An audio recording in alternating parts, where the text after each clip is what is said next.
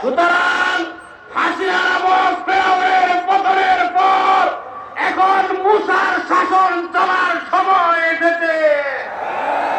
এখন খেলাফতের বাংলাদেশ হওয়ার সময় এসেছে। এখন ইসলামের বাংলাদেশ হওয়ার সময় এসেছে। আসুন সংঘবদ্ধ হই, বাংলাদেশ খেলাফত মজলিসের ছায়াতলে আল্লামা মাহমুদ আলমের নেতৃত্বে আগামীতে কোরআনের বাংলাদেশ গড়ে তোলে। রাষ্ট্র মিনাল্লাহি ওয়া ফাতুন করিম। আসসালামু আলাইকুম।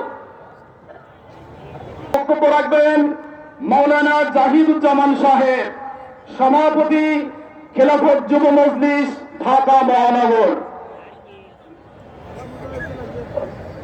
নাহমাদুহু ওয়া নুসাল্লি আলা রাসূলিল কারীম, আম্মা বা'দ।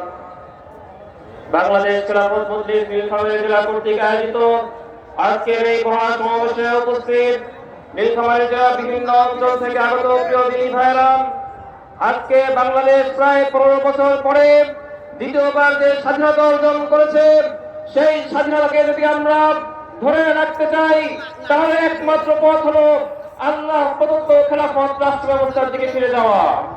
সংগ্রামী ভাইয়েরা আমার, ইমাম মালিক রাহমাতুল্লাহ আলাইহি বলেছেন, লা ইয়াসলুহা আখিরু হাদিহিল উম্মাহ ইল্লা বিমা সালাহা বিহা আউয়ালুহা। যদি এই উম্মতের শেষ অংশ তারা যদি সংস্কার চায়, তারা যদি তাদের রাষ্ট্রকে সংস্কার করতে চায়, ব্যক্তিকে সংশোধন করতে চায়, সমাজকে সংশোধন করতে চায়, তাহলে তাদেরকে একমাত্র সেই পথেই এগোতে হবে যেই পথে আল্লাহর নবী সাল্লাল্লাহু আলাইহি ওয়াসাল্লাম ব্যক্তি, সমাজ এবং রাষ্ট্রকে সংস্কার করেছেন।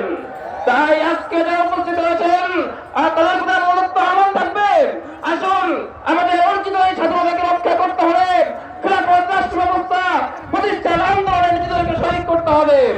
আগামী দিনে যে কোনো আন্দোলন সংগ্রামে নীলফামারীবাসীকে অগ্রসর ভূমিকা রাখার উদ্যত আহ্বান রেখে আমার সংক্ষিপ্ত বক্তব্য এখানে শেষ করছি।